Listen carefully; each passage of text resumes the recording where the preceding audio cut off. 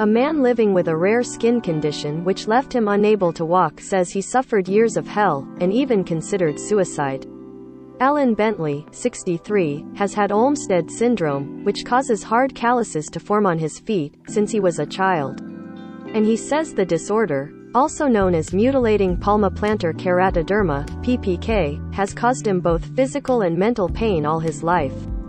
Alan, from Leek, Staffs, says the intense pain in his feet meant he was forced to crawl around on all fours in his home. The daily discomfort also led him to hit the bottle, he says, and even thought about taking his own life in his 20s. Alan with his wife Susan from Leek, Staffordshire, Image, Anita Marich, SWNS.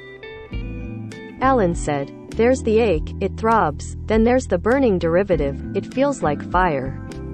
You avoid standing in queues as all you do is go from one foot to the other to relieve the pressure. The pain is constant, the soreness when you put your feet down is unbelievable, from the moment you get out of bed. I go down the stairs backwards on my knees." Olmsted syndrome causes thick skin to grow in areas like the palms of the hand, soles of feet and around the eyes and mouth. The condition tends to get worse over time and accompanies other symptoms, like pain, itchiness and abnormalities in joints and nails. It also increases the risk of developing painful infections and even skin cancer. Alan even contemplated suicide due to the intense pain he struggles with. Image, Alan Bentley, SWNS. Alan only received his formal diagnosis 9 years ago through a genomics test, after a lifetime of suffering, and finally started on a treatment that worked for him. He wants to raise awareness of the relief his diagnosis brought him and urge others to get a test for Rare Disease Day today, February 28. He said, "My goal is to see other people instead of being turned away diagnosed correctly and given correct form of treatment. My life is worthwhile if I can just help other people." Alan's father, Tom, also suffered from the condition but was relieved when all of his 3 children were born with no visible symptoms. However, as baby Alan grew, hard skin started to appear on his feet and by the age of 10 they were covered in calluses. Alan says his condition feels like fire. Image, Anita Marich, SWNS. Most read. Putin left the Queen waiting for 14 minutes and she broke protocol to make snide remark. Russia-Ukraine war live. Huge blast rocks Kyiv as Putin's forces target capital. Moment Ukrainian tractor steals huge Russian armored vehicle in clip shared by MP.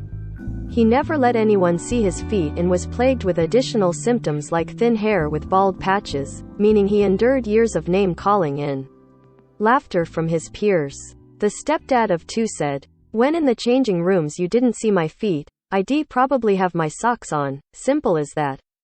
It was a very difficult time, which it is for anybody, but I was lame to a certain extent.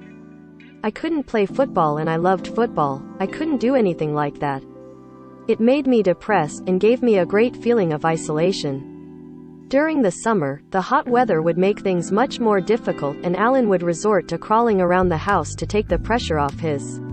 He said, "There was very little flesh on the heels and on the ball I had these massive calluses, they could grow up to virtually an inch thick. They were just lumps of hardened skin in a horrible yellowy color, while my feet were red with inflammation." After leaving school, he chose an office job so he could spend the majority of the day sitting down and he made the decision to never have children to avoid passing it on. He said, "It was awful, there was no social life whatsoever. I wasn't jiving away to Slade like the rest of my colleagues back in 1970s. It was a really miserable existence in many ways, but I just had to get through it." Alan received his formal diagnosis 9 years ago through a genomics test, after a lifetime of suffering. Image, Anita Marich, SWNS. Alan's father, Tom, also suffered with the condition. Image, Anita Marich, SWNS. Don't miss. Student who bonded with Wanted's Tom Parker over same brain tumors dies at 23. James Argent says he's too thin after dropping 13 stone and has to put weight back on. Simple blood test can show patient's fatal heart attack risk in next 3 years. Brit wakes up with Russian accent after docs warn she might never talk again. Alan attended chiropody appointments every 6 weeks up until the age of 11 to have his hard calluses removed using a scalpel or razor without any anesthetic.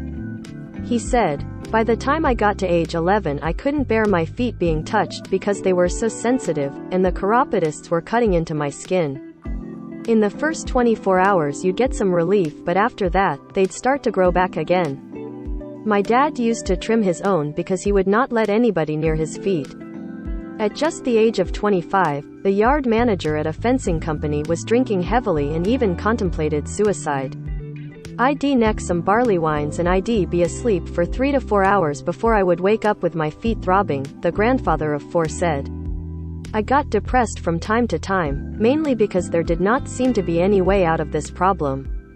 Over the years he was treated by dermatologists with different medications that at best provided temporary relief, so he learned to trim his calluses himself, using cod liver oil to manage the inflammation and pain.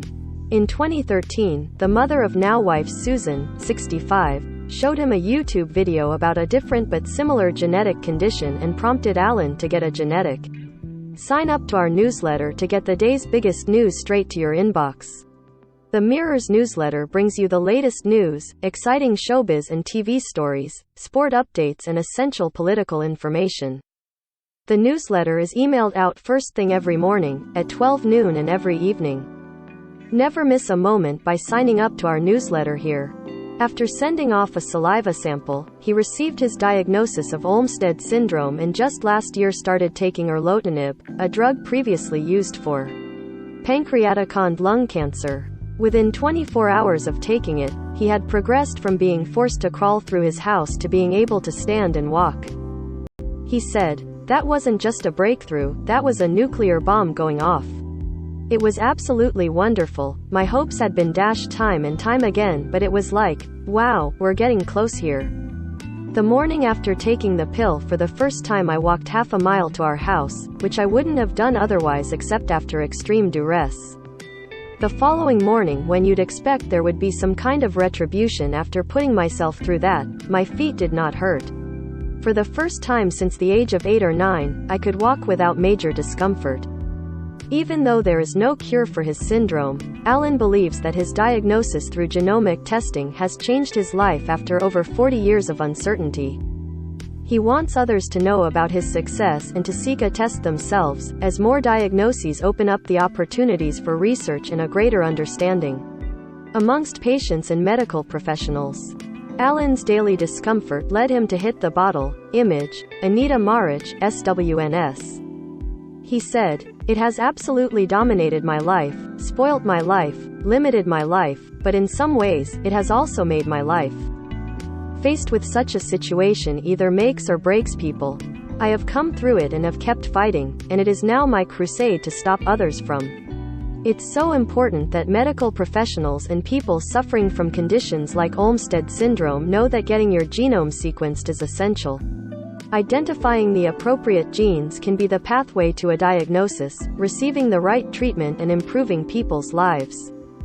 Professor Adele O'Toole, a professor of molecular dermatology at the Queen Mary University of London, said, "For anyone with a rare genetic skin disorder, getting a genetic diagnosis is important.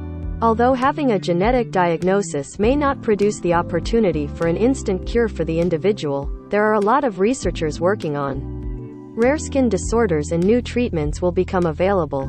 It is likely that many of these treatments will require a precise genetic diagnosis. Although the disorder that Alan has is rare, knowing his genetic diagnosis allowed the prescription of a drug which was truly transformative for the pain in his feet and some other symptoms. The new NHS Genomic Medicine Service and the mainstreaming of genetic testing to specialists that see the patients, in my case dermatologists, will allow more RA skin disorder patients to get a genetic diagnosis."